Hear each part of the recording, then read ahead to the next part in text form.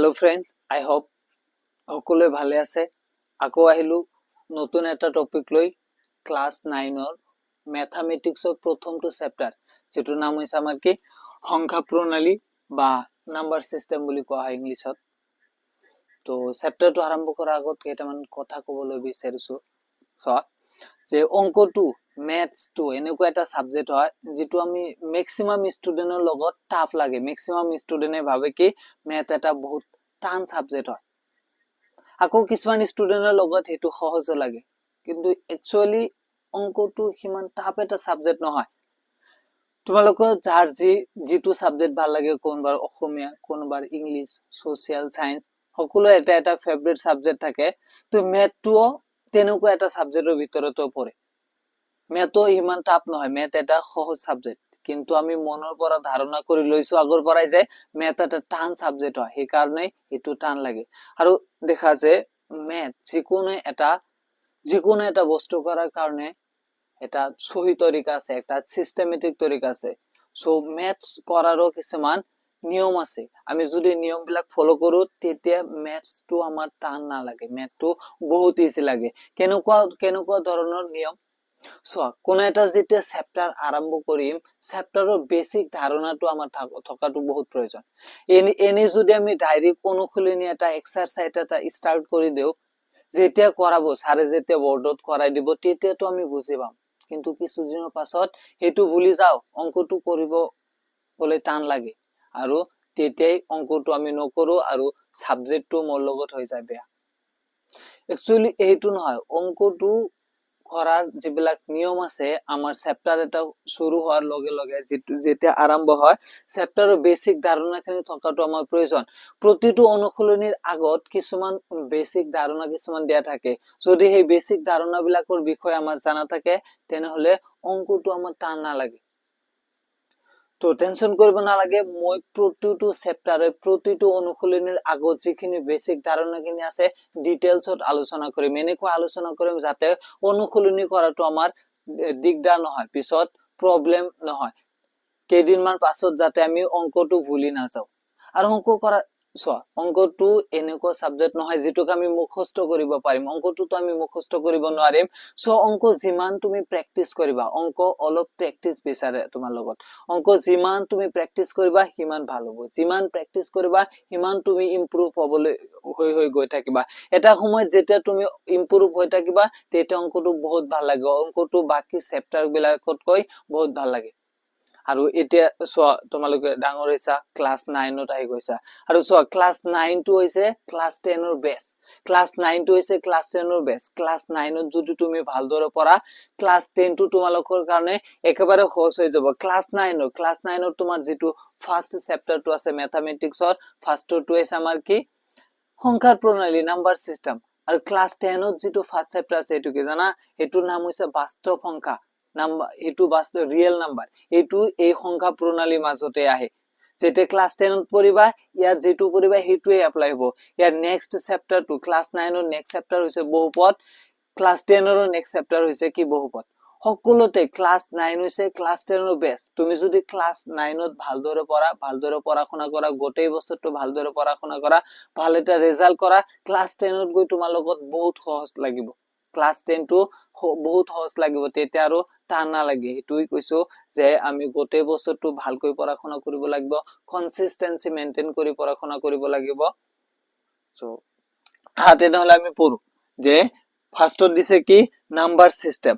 Number system ফার্স্টতে আমি number system নো কি, যে সংখ্যাৰ প্ৰণালী কি, সংখ্যাৰ প্ৰণালী সংখ্যাবিলাকৰ বিষয়ে আমাৰ অলপ জানিব লাগে। যে সংখ্যা কি, কেনেকুৱা ধৰণৰ সংখ্যা আছে। তোমালোকে আগতে শুনিছিলা যে বাস্তৱ সংখ্যা, স্বাভাৱিক সংখ্যা, পূৰ্ণ সংখ্যা, পৰিমেয় সংখ্যা, অপৰিমেয় সংখ্যা, মৌলিক সংখ্যা, এইবোৰ হৈছে কি সংখ্যাৰ প্ৰণালী, সংখ্যাবিলাকৰ বিষয়ে জনা। তো আমি এটা বস্তু এটা সৰু কনসেপ্ট বিলাক ইয়াত ক্লিয়াৰ কৰি যাম, যাতে আমাৰ পিছত গৈ কোনো ধৰণৰ প্ৰবলেম ফেস কৰিব নালাগে। তো সংখ্যা প্ৰণালী স্টাৰ্ট কৰিছো। সংখ্যা প্ৰণালী স্টাৰ্ট কৰাৰ আগত ফাৰ্স্টত আমাৰ কি আহে বাস্তৱ সংখ্যা। বাস্তৱ সংখ্যাৰ বিষয়ে আমাৰ জানিব লাগিব। ফাৰ্স্টত কি আহে আমি সকলোখিনি নোট কৰি যাম নোটস কাটাত, এই কাৰণে আমাৰ পিছত যাতে প্ৰবলেম নহয়। ফাৰ্স্টত লিখিম যে বাস্তৱ সংখ্যা।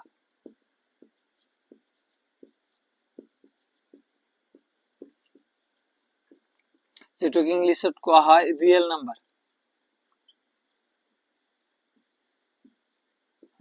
এইটো চব বাস্তৱ সংখ্যানো কি? আমি ইয়াত লিখিলো যে বাস্তৱ সংখ্যা। বাস্তৱ সংখ্যানো কি? বাস্তৱ সংখ্যাৰ ডেফিনেশ্যনটো এনেকুৱা যে আমি লিখিব পৰা আটাইবোৰ সংখ্যাক একেলগে কি বুলি কোৱা হয়? বাস্তৱ সংখ্যা বুলি কোৱা হয়। এতিয়া আটাইবোৰ সংখ্যা কেনেকুৱা ধৰণৰ সংখ্যা? যে আমি মেথছত যিমানবোৰ সংখ্যা আছে, আমি যিমানবোৰ সংখ্যা লিখিব পাৰো, যে ধনাত্মক, ঋণাত্মক, পিছত আছে আমাৰ ভগ্নাংশ আছে, দশমিক আছে, অখণ্ড সংখ্যা আছে, যিমানবোৰ সংখ্যা লিখিব পাৰি সকলো সংখ্যাক একেলগে কি বুলি কোৱা হয়? বাস্তৱ সংখ্যা বুলি কয়। সকলো সংখ্যাবিলাকক একেলগে বাস্তৱ সংখ্যা বুলি কয়। এইটো আমি লিখি লম যে আমি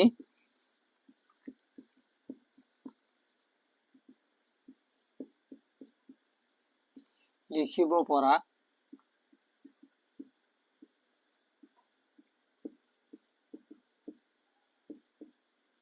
আটাইবোৰ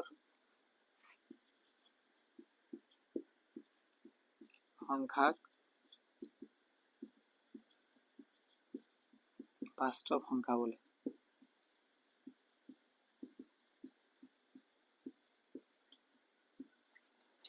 আমি কি লিখিছো যে আমি লিখিব পৰা আটাইবোৰ সংখ্যাক বাস্তৱ সংখ্যা বুলি। ইয়াৰ আৰু এটা ডেফিনেশ্যন আছে বাস্তৱ সংখ্যাৰ, আৰু এটা সংজ্ঞা আছে বাস্তৱ সংখ্যাক আৰু কি বুলি কোৱা হয় জানা? যে পৰিমেয় আৰু অপৰিমেয় সংখ্যাক একেলগে বাস্তৱ সংখ্যা বুলিও কোৱা হয়। পৰিমেয়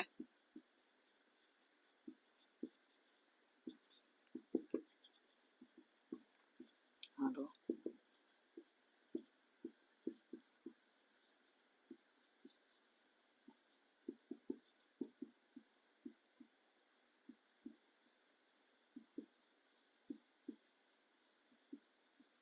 পৰিমেয় আৰু অপৰিমেয় সংখ্যাক একেলগে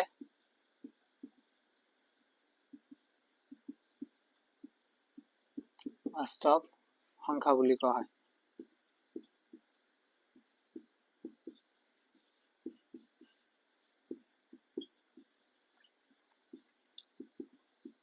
আমি যেতিয়া বৰ্ডৰ পৰা অলপ আঁতৰি যাম, তোমালোকে ভিডিঅ'টো পজ কৰি গোটেইখিনি নোটছ কৰি ল'বা। নোটছত এইবিলাক ইনক্লুড থাকিব লাগিব। তথাপি সৰু সৰু কনচেপ্ট বিলাক যেতিয়া আমাৰ ক্লিয়াৰ থাকিব, পিছত গৈ অংক কৰিব। এতিয়া যদি তোমাক ডাইৰেক্ট বাস্তৱ সংখ্যাটো বুজাই দিওঁ, এতিয়া বুজি যাবা, কিন্তু কিছুদিন মান পাছত এইটো পাহৰি যাবা। তেতিয়া আমাৰ নোটছ খাতা যিটো নোটছ থাকিব, উঠাই যদি এবাৰ পঢ়ি লও, এইটো ক্লিয়াৰ হৈ যাব। কি লিখিছো যে বাস্তৱ সংখ্যা কি?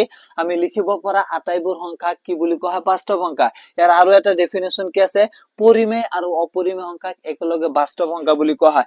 উদাহৰণ যেনেকুৱা, উদাহৰণস্বৰূপে 2, 3, -2, 5.1, 3/7, etc. এনেকুৱা আৰু বহুত ধৰণৰ আছে।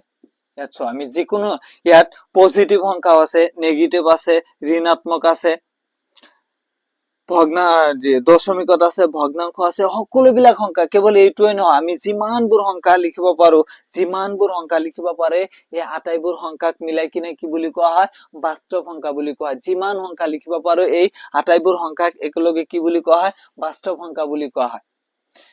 এতিয়া চোৱা, যদি আটাইবোৰ সংখ্যাক একেলগে বাস্তৱ সংখ্যা বুলিয়ে কোৱা হয়, যিমান সংখ্যা আছে আমাৰ, যিমান সংখ্যা আমি লিখিব পৰা আটাইবোৰ সংখ্যাক যদি বাস্তৱ সংখ্যা বুলি কোৱা হয়, পিছত আৰু সংখ্যাবিলাক আৰু ভগাব লাগে কিয়? স্বাভাৱিক সংখ্যা, পূৰ্ণ সংখ্যা, পৰিমেয় সংখ্যা, অপৰিমেয় সংখ্যা, এনেকুৱা এটা কনফিউজন আহে নে যে গোটেইবোৰ সংখ্যা যদি বাস্তৱ সংখ্যাৰ ভিতৰতে আহে, আমিতো এটা পৰিলে হৈ যায়, বাস্তৱ সংখ্যা এটা পৰিলে হৈ যায়, পিছত আৰু এইটো ভাগ কৰিব কিয় লাগে? কিয় কাৰণে ভগাব লাগে? সেইটোৰ কাৰণে তোমালোকক এটা মই এক্সাম্পল দিছো। চোৱা, যেতিয়া মই ঘৰত পঢ়িবৰ কাৰণে বহো, তোমালোকে যেতিয়া টেবুল এটাত পঢ়িবৰ কাৰণে বহা, কিতাপ বিলাক কেনেকৈ সজাই লোৱা নে? যিবিলাক ডাঙৰ ডাঙৰ বুকছ বিলাক থাকে, ডাঙৰ ডাঙৰ অলপ সাইজত ডাঙৰ ডাঙৰ কপি বিলাক থাকে, সেইটো আমি তলত দিওঁ, তাৰ ওপৰত সৰু, তাৰ ওপৰত সৰু, এনেকৈ সজাই দিওঁ। কিহৰ কাৰণে? এটা চিষ্টেমত সজাই দিওঁ, যাতে ভাল লাগে, পঢ়াত আমাৰ মনোযোগ বহে। আকৌ দেখিবা আমাৰ ঘৰত যিবিলাক আমাৰ চিষ্টাৰ বিলাক থাকে, আমাৰ মাক চিষ্টাৰ বিলাক থাকে, সিহঁতে আলমাৰি খনত কাপোৰ বিলাক কি সজাই ৰাখে।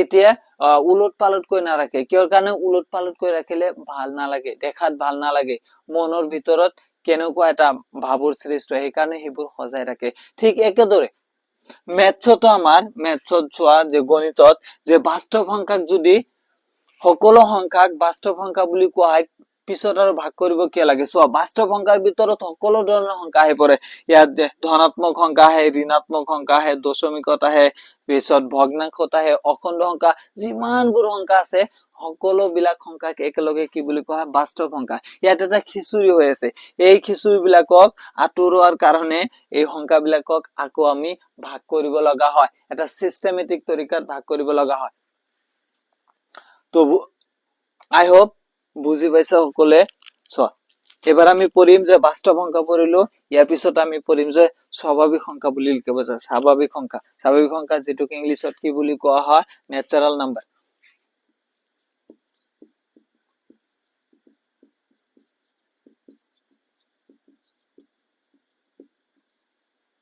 মোৰ লিখাটো ইমান ভাল নহয় বৰ্ডত সো তোমালোকে এডজাস্ট কৰি নেবা যেটো কি বুলি কোৱা হয় ন্যাচাৰাল নাম্বাৰ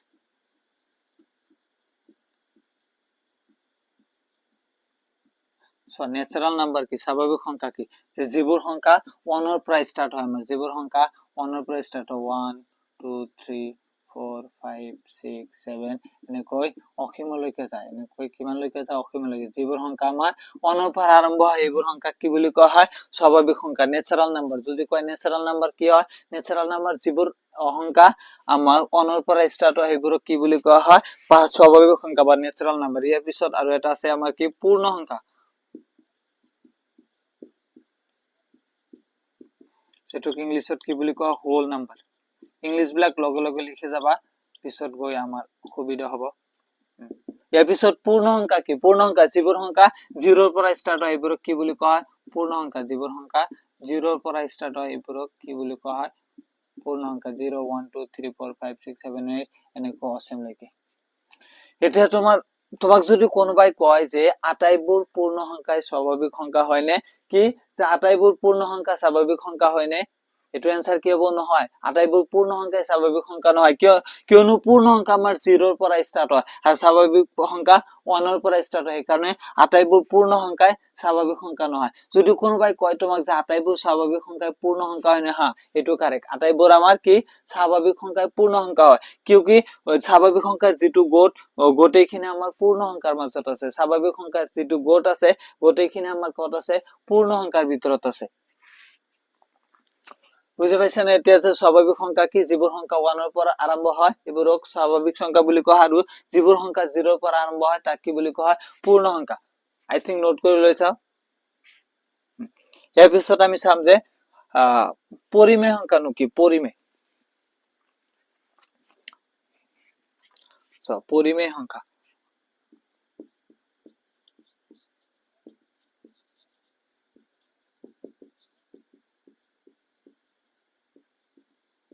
যেটোকে ইংলিশত কি বুলি কয় ৰেচনেল নাম্বাৰ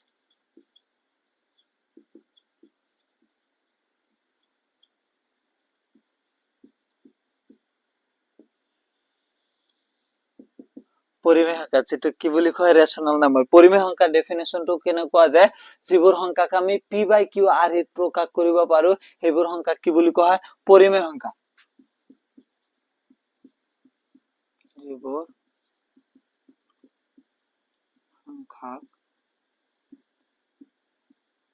আমি p by q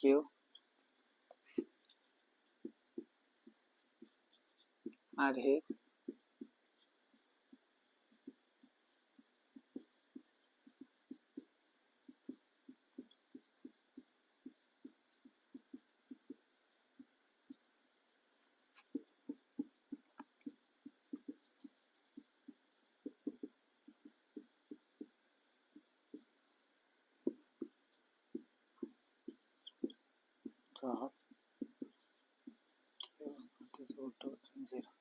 কি লিখিছো যে যিবোৰ সংখ্যাক আমি p by q আৰ্হিত p by q আকাৰত প্ৰকাশ কৰিব পাৰি এটো কি ল ফৰ p by q আকাৰত প্ৰকাশ কৰিব পাৰি সেইবোৰ সংখ্যাক কি বুলি কোৱা হয় পৰিমেয় সংখ্যা যেনে এতিয়া যদি তোমাক কোনোবাই কয় যে 0 এটা কি পৰিমেয় সংখ্যা না অপৰিমেয় সংখ্যা 0 এটা কি পৰিমেয় না অপৰিমেয় সংখ্যা 0 এটা পৰিমেয় সংখ্যা কিয়নো 0 তলত নাই মানে কি এটা আছে 1 এটা আছে সো p by q আকাৰত প্ৰকাশ হৈছে তাৰ মানে 0 এটা পৰিমেয় সংখ্যা কোনোবাই যদি কয় যে -4 এটা কি সংখ্যা পৰিমেয় না অপৰিমেয় এইটো এটা পৰিমেয় সংখ্যা কিয়নো ইয়াৰ তলত নাই মানে 1 এটা আছে যদি তোমাক কোনোবাই কয় যে 3.14 এটা কি সংখ্যা এটো এটা পৰিমেয় সংখ্যা কিয়নো ইয়াৰ তলত নাই মানে কি 1 এটা আছে সো বুজি পাইছে না পরিমেয় সংখ্যা যে যিবোৰ সংখ্যা অকল পি বাই কিউ কৈছে মানে পি বাই কিউ আকাৰত ডাইৰেক্ট প্ৰকাশ নাথাকে এটো যদি আমাৰ 3 ডাইৰেক্ট এটা থাকে এটো পৰিমেয় সংখ্যা কিয়নো 3 ৰ তলত নাই মানে কি এটা আছে 1 এটা আছে এই কাৰণে এটো এটা পৰিমেয় সংখ্যা সো আমি ইয়াত যেনে লিখিব পাৰো 0 2 -2 দশমিকত যদি কোনোবা থাকে বা ভগ্নাংশত 3/5 এনেকুৱা যিবোৰ সংখ্যা আছে এইবোৰ কি কোৱা হয় পৰিমেয় সংখ্যা এইবোৰ পৰিমেয় সংখ্যাৰ উদাহৰণ নোট করে লা ভিডিওটো পজ করে ইয়ার পাছত চাম আমি অপরিমেয় সংখ্যা কি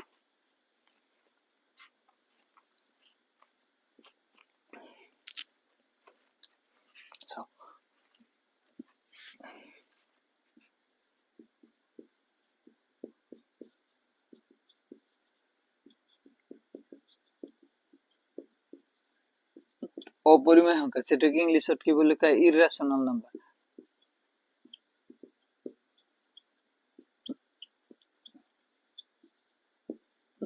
অপরিমেয় সংখ্যা কি অপরিমেয় সংখ্যাটো পরিমেয় সংখ্যাৰ একেবাৰে বিপৰীতটো হয় পৰিমেয় সংখ্যা আমাৰ কি আছিল যিবোৰ সংখ্যাক আমি p বাই q আকাৰত প্ৰকাশ কৰিব পাৰে তাক পৰিমেয় সংখ্যা কয় আৰু অপৰিমেয় সংখ্যাটো হৈছে যিবোৰ সংখ্যাক আমি p বাই q আকাৰত প্ৰকাশ কৰিব নোৱাৰো তাক অপৰিমেয় সংখ্যা বুলি কোৱা হয় যে যিবোৰ সংখ্যা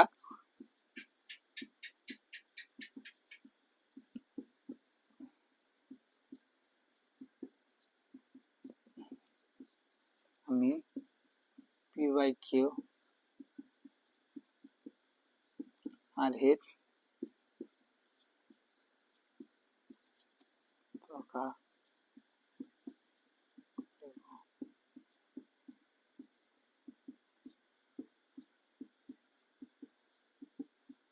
তাক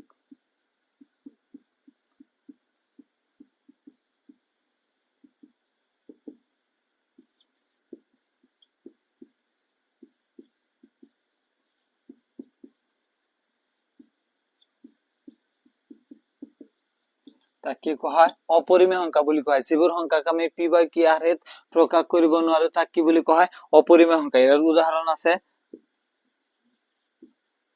উদাহৰণ যেনে আমি আগৰ পৰা জানো যে পাই এটা কি অপরিমেয় সংখ্যা পাই এটা অপরিমেয় সংখ্যা পাই পিছত আছে নন পারফেক্ট রুট বিলাক যিবিলাক আছে এটা কোৱা স্যার নন পারফেক্ট রুট কোন বিলাক নন পারফেক্ট রুট যেনে √2 √3 √5 √7 এবারে এটা এটা কি নন পারফেক্ট রুট যে পাই এটা অপরিমেয় সংখ্যা নন পারফেক্ট এটা নন পারফেক্ট রুট মানে যদি 25 ক আমি বর্গমূল করি রুট করি আর ভ্যালুটা কিমান পারবো 5 স্কয়ার রুট ক্যান্সেল आंसर হবে 5 যদি আমি 100 ক রুট করু आंसर আহিব কি 10 ইয়াত এটা এটা গোটা ভ্যালু আইছে 25 ক রুট করলে 5 আহে যে 100 এর বর্গমূল করলে আমার কিমান হয় 10 আহে কিন্তু √2 √3 √5 √7 এটুক তুমি বর্গমূল ডাইরেক্ট যে রুট করিলে এটা গোটা ভ্যালু না হয় এটা গোটা ভ্যালু না হয় এই কারণে এবোৰ কি এটা এটা অপৰিমেয় সংখ্যা আশা কৰি সকলে বুঝি পাইছে যে অপৰিমেয় সংখ্যা কি পৰিমেয় সংখ্যা যিবোৰ অপৰিমেয় সংখ্যা যিবোৰ সংখ্যাক আমি p বাই q আকাৰত প্ৰকাশ কৰিব নোৱাৰো তাক অপৰিমেয় সংখ্যা বুলি কোৱা হয় ইয়াত অলপ এটা কনফিউজন আছে তোমাৰ লোকৰ কোনোবাই বুজিব পাইছা নে নাই নাজানো ইয়াত এটা কনফিউজন আছে সো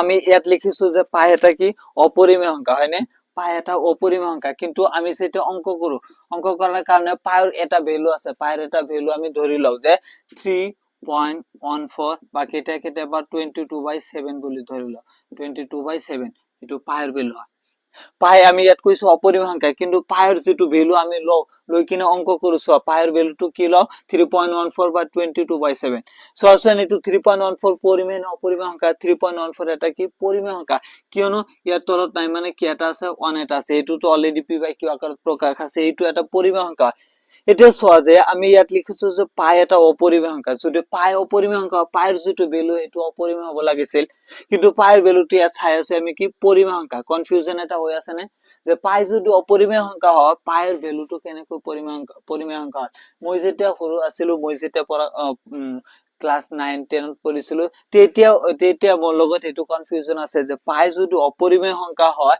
পাইৰ যেটো ভ্যালু আছে এটো পরিমেয় কেনেকৈ হয় কনফিউজন তো আমি ক্লিয়ার করে দিয়েছো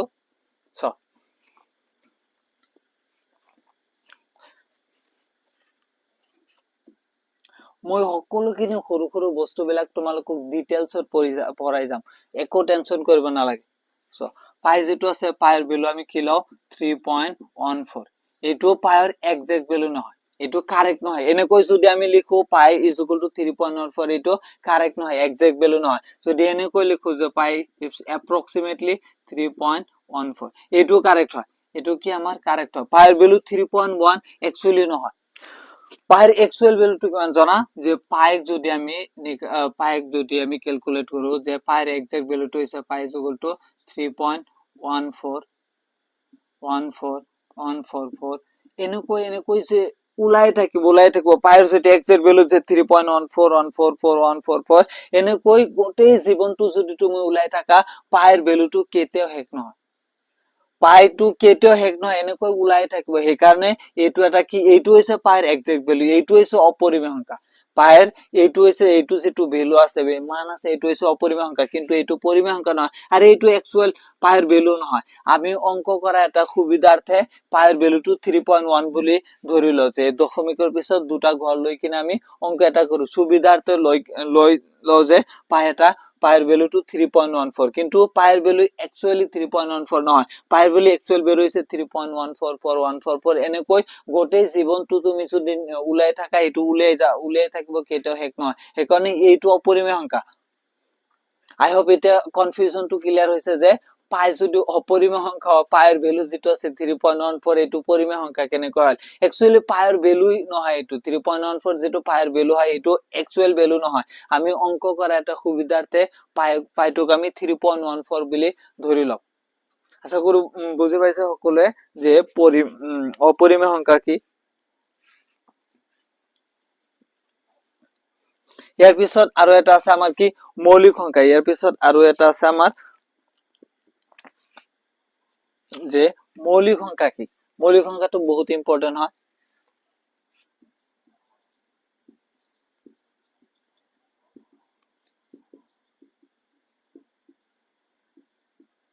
মৌলিক সংখ্যা যেটাকে ইংলিশত কি বুলি কোৱা, প্ৰাইম নাম্বাৰ।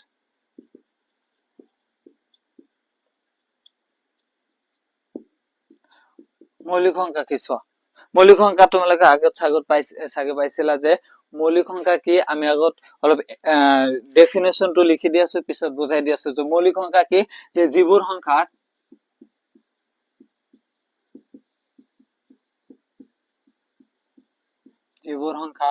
উৎপাদক মাত্ৰ দুটা,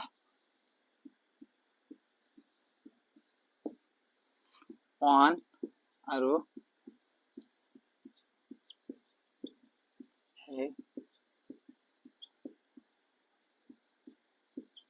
সংখ্যাটো নিজেই, তাক কি বুলি কোৱা হয়, মৌলিক সংখ্যা।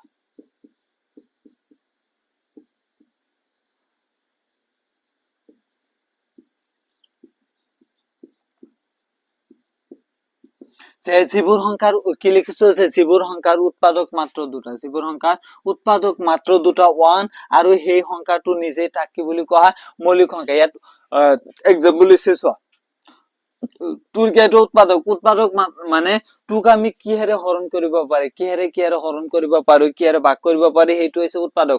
চোৱা, টুৰ এটা উৎপাদক আছে 1, আমি টুক 1 ৰে ডিভাইড কৰিব পাৰো। টুৰ আৰু এটা উৎপাদক হৈছে 2, ইয়াৰ বাহিৰেতো আৰু একৰে ডিভাইড কৰিব নোৱাৰো। 1 আৰু 2 ৰে ডিভাইড কৰিব পাৰো। তেনেকৈ 3 যে আছে, 3 এটা উৎপাদক 1 হয় আৰু এটা উৎপাদক কি হয়, 3 হয়। চোৱা, ইয়াত যে 2 আছে, 2ৰ দুটাই উৎপাদক হৈছে, এটা হৈছে 1 আৰু এটা হৈছে সেই সংখ্যাটো নিচে। 3 ৰ দুটা উৎপাদক আছে, এটা হৈছে 1 আৰু এটা হৈছে সেই সংখ্যাটো নিচে। এনেকৈ যদি আমি 4 লওঁ, 4 লোৱাৰ পিছত দেখিবা 4ৰ কেইটা উৎপাদক 1 আছে, 4ক 2 ৰে আমি ডিভাইড কৰিব পাৰো, 4ক 4 ৰে ডিভাইড কৰিব পাৰি, কাৰণ ইয়াত তিনিটা উৎপাদক আহি গ'ল। তিনিটা উৎপাদক যদি আহিল, এইটো কি পৰিমেয় সংখ্যা, যে মৌলিক সংখ্যা নহব।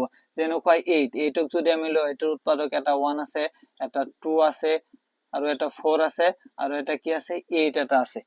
তাৰ মানে ইয়াত দেখা চাৰিটা উৎপাদক হৈ গ'ল, 1 2 4 আৰু 8, চাৰিটা উৎপাদক হৈ গ'ল। তাৰ মানে এইটো কি মৌলিক সংখ্যা নহয়। মৌলিক সংখ্যাৰ ডেফিনেশনটো আছিল যে যিবোৰ সংখ্যাৰ উৎপাদক মাত্ৰ দুটা 1 আৰু সেই সংখ্যাটো নিজেই, সেইবোৰ সংখ্যাক কি বুলি কোৱা হয়, মৌলিক সংখ্যা বুলি কোৱা হয়। তেনেহলে ইয়াত 2 আৰু 3 টো মৌলিক সংখ্যা, কিন্তু যে 4 আৰু 8 এইটো কি মৌলিক সংখ্যা নহয়।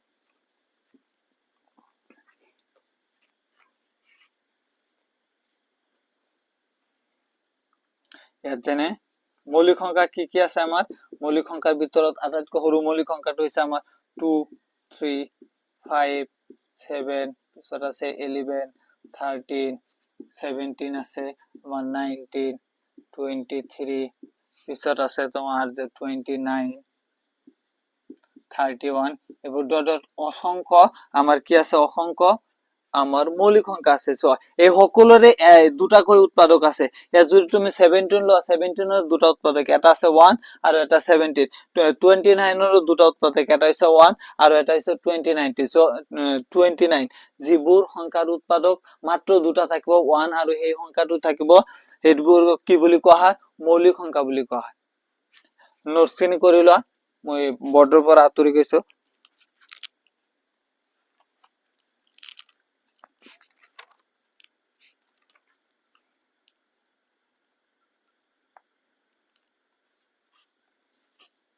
আশা কৰো লিখি লৈছা মৌলিক সংখ্যাৰ পিছত আহে আমাৰ আৰু এটা সংখ্যা আছে যেটো কি বুলি কোৱা হয় সহমৌলিক সংখ্যা কাক কোৱা সহমৌলিক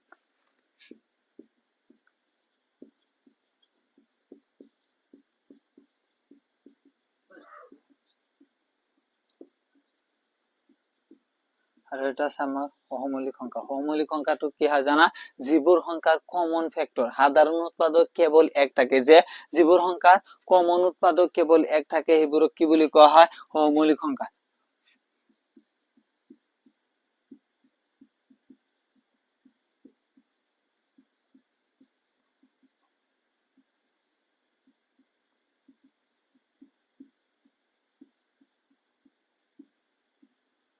যিবোৰ সংখ্যাৰ সাধাৰণ উৎপাদক মানে কমন ফেক্টৰ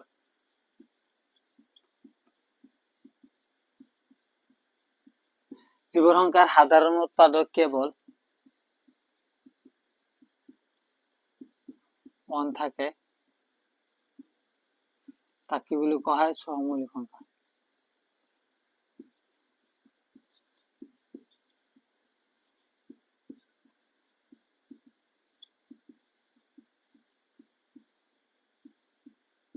তাক কি বুলি কোৱা সহমৌলিক সংখ্যা যিবোৰ সংখ্যাৰ সাধাৰণ উৎপাদক কেৱল এক থাকে তাক কি বুলি কোৱা হয় সহমৌলিক সংখ্যা বুলি কোৱা হয় উদাহৰণ যেনে আমি দুটা সংখ্যা লৈ 2 এটা সংখ্যা লৈছো 2 এটা উৎপাদক কিমান আছে 1 আছে আৰু এটা উৎপাদক 2 আছে এনেকৈ আমি যদি 3 লও ইয়াৰ এটা উৎপাদক 1 আছে আৰু এটা উৎপাদক কি আছে 3 ইয়াত কমন যেটো ফেক্টৰ আছে সাধাৰণ উৎপাদক দুটাতে 1 কমন আছে দুটাতে কি আছে 1 কমন আছে ইয়াৰ বাহিৰত আৰু কোনো ফেক্টৰ কমন নাই এনেকৈ যদি আমি 5 আৰু 7 টো লও 5 ৰ এটা উৎপাদক 1 আছে আৰু এটা উৎপাদক 5 আছে 7 ৰ এটা উৎপাদক 1 আছে আৰু এটা উৎপাদক কি আছে 7 আছে এইটো 5 আৰু 7 টো দেখা যায় কমন যেটো ফেক্টৰ আছে এটো কি আমাৰ 1 দুটাতে 1 কমন আছে এনেকৈ যদি আৰু দুটা আমি সংখ্যা লও যে 5 আৰু 10 5 ৰ 6 এটা উৎপাদক 1 আছে আৰু এটা উৎপাদক 5 আছে 10 ৰ 6 10 ৰ এটা উৎপাদক 1 আছে আৰু এটা উৎপাদক 5 আছে আৰু এটা উৎপাদক 10 আছে ইয়াত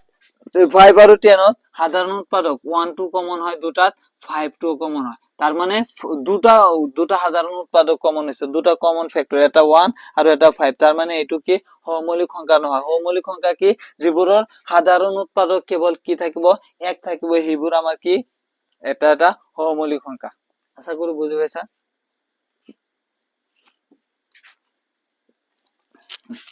এটা আমি যেনেকৈ লিখিলাম যে 2 আৰু 3 কি এটা সহমৌলিক সংখ্যা 5 আৰু 7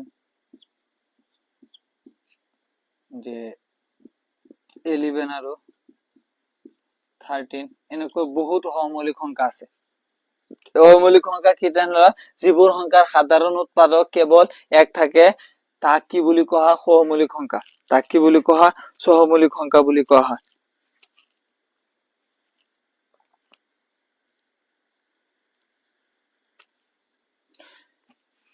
ইয়াৰ পিছত আমি চাম যে ধনাত্মক সংখ্যা কি ধনাত্মক ঋণাত্মক এইবোৰতো জানা যিবোৰ আগত প্লাস থাকে এইবোৰক কি বুলি কোৱা হয় ধনাত্মক সংখ্যা আৰু যিবোৰ আগত যে মাইনাস থাকে মাইনাস নেগেটিভ চিহ্ন এটা থাকে এইবোৰক কি হয় ঋণাত্মক সংখ্যা বুলি কোৱা হয় এতিয়া আমি ফাৰ্স্টৰ পৰা অলপ এবাৰ ৰিভিজন কৰো মোৰ পঢ়াৰ ষ্টাইলটো অলপ বেলেগ মই যিমানখিনি পঢ়াই যাম আগৰ ক্লাছত যিমানখিনি পঢ়াম নেক্সট ক্লাছত আহি ক্লাছটো ষ্টাৰ্ট কৰাৰ আগত সেইটো আগে ৰিভিজন কৰিম ফাৰ্ষ্টৰ পৰা এবাৰ চাম যে ফাৰ্ষ্টত আমি কি পঢ়িছো বাস্তৱ সংখ্যা কি যে যিবোৰ সংখ্যাক আমি বাস্তৱ সংখ্যা কি আছিল যে আমি লিখিব পৰা আটাইবোৰ সংখ্যাক কি বুলি কোৱা হয় বাস্তৱ সংখ্যা বুলি কোৱা হয় বাস্তৱ সংখ্যাৰ আৰু এটা ডেফিনেশন কি আছিল যে পৰিমেয় আৰু অপৰিমেয় সংখ্যাক একেলগে কি বুলি কোৱা হয় বাস্তৱ সংখ্যা বুলি কোৱা হয় ইয়াৰ পিছত আমি চাইছো কি স্বাভাৱিক সংখ্যা কি ন্যাচাৰাল নাম্বাৰ যে যিবোৰ সংখ্যা অনৰ পৰা স্টাৰ্ট হয় 1 2 3 4 5 6 7 8 এনেকৈ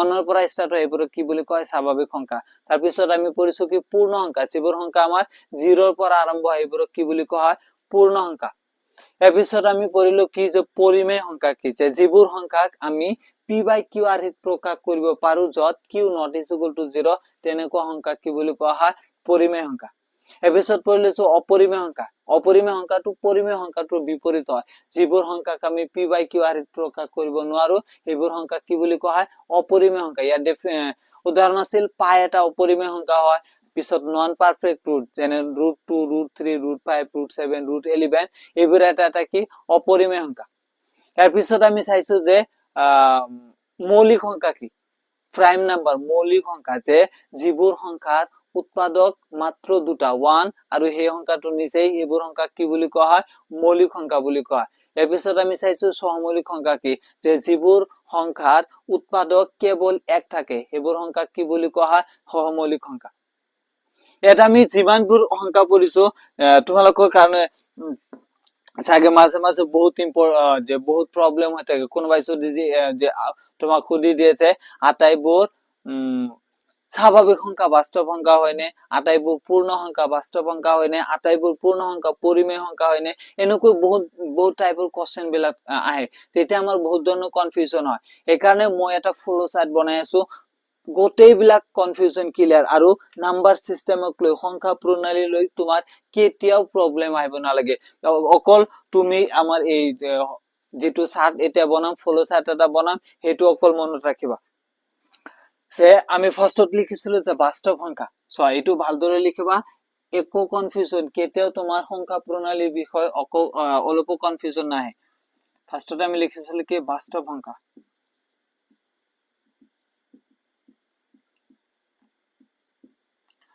বাস্তৱ সংখ্যাৰ বিষয়ে বাস্তৱ সংখ্যাক আমি কি কৈছিলো বাস্তৱ সংখ্যাক পৰিমেয় আৰু অপৰিমেয় সংখ্যাক দুটা ভাগত ভাগ কৰিব পাৰো কাৰণে বাস্তৱ সংখ্যাক যে আমি পৰিমেয় আৰু অপৰিমেয় সংখ্যাক দুটা ভাগত ভাগ কৰিছিলো যে পৰিমেয় আৰু অপৰিমেয় সংখ্যাক একেলগে বাস্তৱ সংখ্যা বুলি কয় এত লিখিম যে পৰিমেয় সংখ্যা আৰু এটা কি আছিল অপৰিমেয় সংখ্যা পৰিমেয় আৰু অপৰিমেয় সংখ্যাক একেলগে কি বুলি কৈছিলো বাস্তৱ সংখ্যা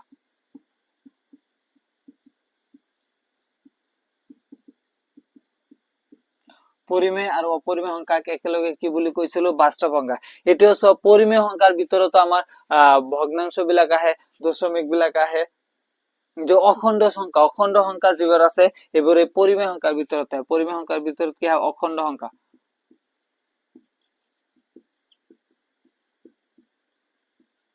চাগে অখণ্ড সংখ্যাটো পঢ়া নাই অখণ্ড সংখ্যা কি যে আমাৰ সংখ্যা প্ৰণালী তোমালোকে সৰুতে পঢ়ি আছিল যে সংখ্যা ৰেখাত আমাৰ যিবোৰ সংখ্যা থাকে সংখ্যা ৰেখাত মাজত থাকে আমাৰ 0 ইফালে পজিটিভ ইফালে যে 1 2 3 4 5 6 7 ডট ইনফিনিটি লৈকে আমি বাওফালে আহিলে কি আহে নেগেটিভ হয় নেগেটিভ 1 -2 -3 -4 -5 এনেকৈ যেটো মাইনাসত আহে ডট মাইনাস ইনফিনিটি লৈকে যায় এই গোটেইটো যেটো আমাৰ সংখ্যা ৰেখাত যেটো আমাৰ নাম্বাৰ দেখাইছো যিমানবোৰ আছে এই সকলোকে কি অখণ্ড সংখ্যা বুলি কয় অখণ্ড সংখ্যাৰ ভিতৰত তেনেহলে কি আছে ধনাত্মক সংখ্যা বিলাকো আছে ঋণাত্মক সংখ্যা বিলাকো আছে হেবোৰ এইটো যে অখণ্ড সংখ্যা হোৱাৰ লগে লগে দেখা প্ৰতিটো এটা কি পৰিমেয় সংখ্যা হয় যিমানবোৰ অখণ্ড সংখ্যা আছে এইটো এটা পৰিমেয় সংখ্যা 1 2 0 সকলো বিলাক সংখ্যা এটা কি পৰিমেয় সংখ্যা এই কাৰণে পৰিমেয় সংখ্যা আৰু কি পৰিমেয় সংখ্যাৰ মাজত আহে আমাৰ অখণ্ড সংখ্যা এতিয়া চোৱা অখণ্ড সংখ্যাৰ মাজত আকৌ দুটা ভাগ আছে এটা হৈছে 0 পৰা যদি আমি আগফালে যাও সোঁফালে পজিটিভ আৰু 0 পৰা যদি আমি লেফটৰ পিনে যাও বাও পিনে গেলে নেগেটিভ সংখ্যা বিলাক আমি চাও অখণ্ড সংখ্যাৰ ভিতৰত আমাৰ কি থাকে ধনাত্মক আৰু কি থাকে ঋণাত্মক সংখ্যাবিলাক থাকে।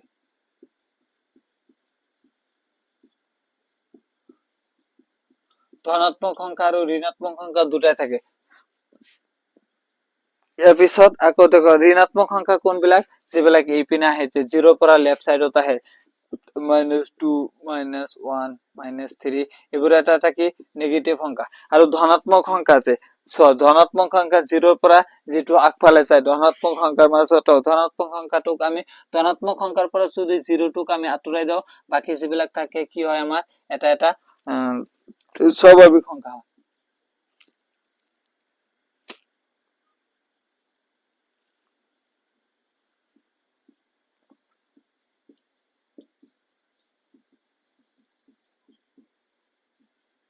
এটা এটা কি স্বাভাৱিক সংখ্যা হয়।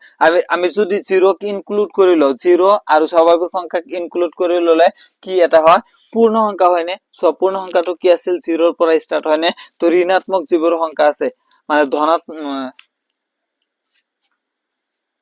সৰি উল্টা হৈ গৈছে, এইবোলে ধনাত্মক আৰু ঋণাত্মক।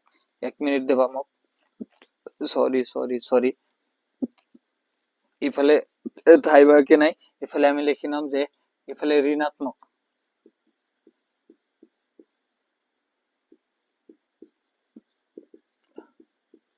ঋণাত্মক সংখ্যা, আৰু ইপিনে যদি আমি লিখো যে ধনাত্মক বা পূৰ্ণ সংখ্যা। সংখ্যা ৰেখাত যিবোৰ সংখ্যা থাকে, সংখ্যা ৰেখাত যিবোৰ আমাৰ সংখ্যা থাকে, এটা এটা এটা কি অখণ্ড সংখ্যাৰ সংখ্যা রেখা, 0 1 2 3 4 5, মাইনাস ইফালে আহিলে মাইনাস এটা আহিব, -1 -2 -3, পরে গেলে পজিটিভ 1 2 3 4 5, এনেকৈ অসীম লৈকে যাই থাকে। এটো হৈছে এটা অখণ্ড সংখ্যা। অখণ্ড সংখ্যা, সংখ্যা রেখাত যিমানবোৰ সংখ্যা থাকে এইবোৰক কি বুলি কোৱা হয়, অখণ্ড সংখ্যা বুলি কোৱা হয়। অখণ্ড সংখ্যাৰ মাজত দুটা আছে, চোৱা ঋণাত্মক সংখ্যা, যে ইপিনে যিবিলাক আহে ঋণাত্মক সংখ্যা, -1 -2 -3 -4, এইবোৰ কি কি, এইবোৰ এটা এটা কি ঋণাত্মক সংখ্যা। ঋণাত্মক সংখ্যাৰ পিছত ইপিনে যিটো যাও, এইটো দেখা পূৰ্ণ সংখ্যাৰ এটা গোট। পূৰ্ণ সংখ্যা কৰ পৰা স্টাৰ্ট হয়, 0 পৰা স্টাৰ্ট হয়, 0 1 2 3 4, যে ঋণাত্মকৰ বাহিৰে যিবোৰ থাকিব এইবোৰ কি পূৰ্ণ সংখ্যা বুলি কয়, ধনাত্মক বা পূৰ্ণ সংখ্যা বুলি কোৱা হয়। ইয়াৰ পিছত পূৰ্ণ সংখ্যাৰ ভিতৰত যদি আমি 0 টোক মানে সেপাৰেট কৰি দিও, 0 টোক সেপাৰেট কৰি দিও, যিখিনি থাকিব 1 2, এইটো কি হয়, স্বাভাৱিক সংখ্যা হয়।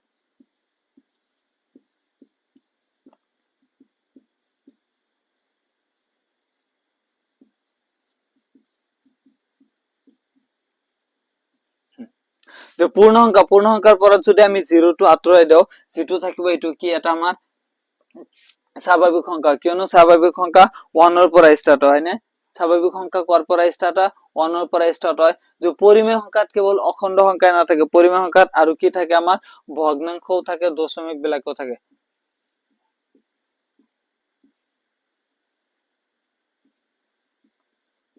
ভগ্নাংশ বা দশমিক বিলাক যিবিলাক থাকে সেইবোৰ আমাৰ কি পৰিমেয় সংখ্যাৰ ভিতৰতে আহে।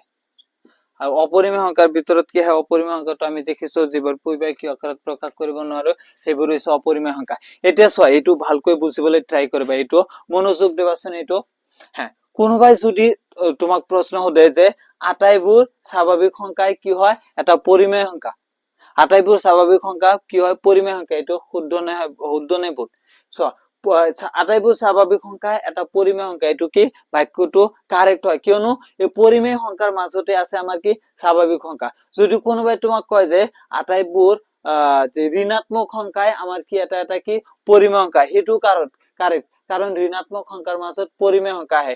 এতিয়া যদি কোনোবাই আমাক প্ৰশ্ন কৰে যে আটাইবোৰ পৰিমেয় সংখ্যাই এটা এটা কি বাস্তৱ সংখ্যা, এইটো কাৰেক্ট হল জানো? নহয়, আটাইবোৰ পৰিমেয় সংখ্যা বাস্তৱ সংখ্যা নহয়, আটাইবোৰ বাস্তৱ সংখ্যাই পৰিমেয় সংখ্যা। যদি কয় যে আটাইবোৰ পৰিমেয় সংখ্যা এটা এটা অখণ্ড, আটাইবোৰ পূৰ্ণ সংখ্যা এটা এটা অখণ্ড সংখ্যা, এইটো কাৰেক্ট, কাৰণ অখণ্ড সংখ্যাৰ মাজতে আমাৰ পূৰ্ণ সংখ্যা থাকে। যদি এনেকৈ কয় যে আটাইবোৰ অখণ্ড সংখ্যাই পূৰ্ণ সংখ্যা, এইটো নহব। আটাইবোৰ অখণ্ড সংখ্যা পূৰ্ণ সংখ্যাৰ মাজত নাই। অখণ্ড সংখ্যাত পজিটিভ নেগেটিভ সববিলাক থাকে। অখণ্ড সংখ্যাত আমাৰ ধনাত্মক আৰু ঋণাত্মক সংখ্যা দুয়োটাই থাকে। তো পূৰ্ণ সংখ্যাটো ধনাত্মক হয়, সেইকাৰণে অখণ্ড সংখ্যা পূৰ্ণ সংখ্যা নহয়, কিন্তু আটাইবোৰ পূৰ্ণ সংখ্যা কি আমাৰ অখণ্ড সংখ্যাৰ মাজত আছে। যদি কয় যে আটাইবোৰ ঋণাত্মক সংখ্যা অখণ্ড সংখ্যা হয়নে, হয়, অখণ্ড সংখ্যাত ঋণাত্মক আছে। যদি কোনোবাই কয় যে আটাইবোৰ অখণ্ড সংখ্যা পৰিমেয় সংখ্যা হয়নে, হয়, আটাইবোৰ অখণ্ড সংখ্যা পৰিমেয় সংখ্যা হয়। যদি কয় যে আটাইবোৰ অপৰিমেয় সংখ্যা অখণ্ড সংখ্যা হয়নে, হয়। আকৌ আমাক যদি কোনোবাই যে প্ৰশ্ন কৰে যে আটাইবোৰ দশমিক বা দশমিক সংখ্যা বা ভগ্নাংশ সংখ্যা বাস্তৱ সংখ্যা হয় না, বাস্তৱ সংখ্যাটো জানিছো যে সকলোবিলাক বাস্তৱ সংখ্যা, যিমান সংখ্যা আছে সববিলাকে কি বুলি কোৱা হয়, বাস্তৱ সংখ্যা বুলি কোৱা হয়। আশা কৰিছে চাৰ্টটো ভালদৰে বুজি পাইছা। তো নোটছ খিনি কৰি লোৱা।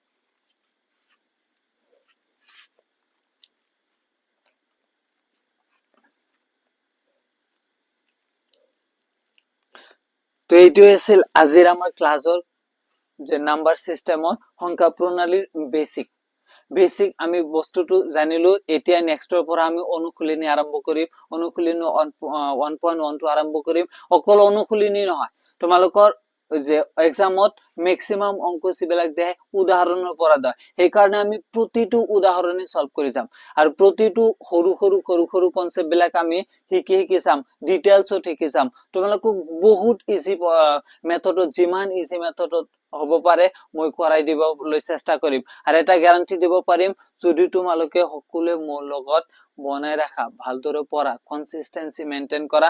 চোৱা, কনসিস্টেন্সি হৈছে মেইন।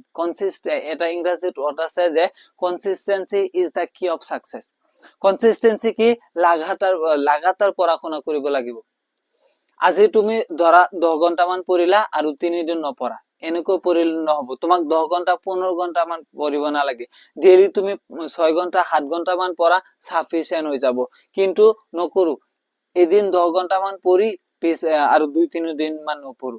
আৰু আমাৰ মাজত এটা প্ৰবলেমটো আগৰ পৰাই আছে, আমি খালি কি কওঁ যে আজি নপঢ়ো, কালিৰ পৰা পঢ়িম, পৰহিৰ পৰা পঢ়িম, সানডেৰ পৰা পঢ়িম, নেক্সট মান্থৰ পৰা পঢ়িম।